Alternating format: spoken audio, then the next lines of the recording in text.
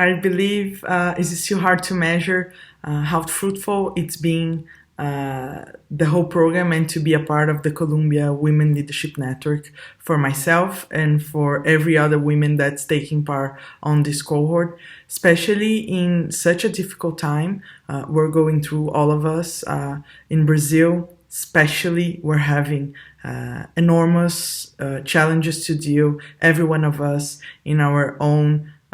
cities, in our own roles, and becoming a group and being together, facilitated by the team of the Columbia Global Center, and also having the support from the classes, and stopping our rush routines to look at us and just remind ourselves why we're doing what we're doing and how can we become better leaders. This is being instrumental of keeping us sane, keeping us together, helping us cope with the hard times together. And I believe we'll see huge things coming from this group that was formed right before the pandemic, but has been through it together. And now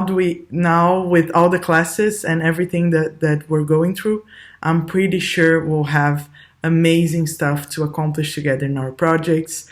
in our own roles, back in our communities. So thank you so much for the whole team of Columbia, the sponsors, and everyone that supports this cohort to happen, because it's not being easy, but we will get better on the other side. I'm sure we will.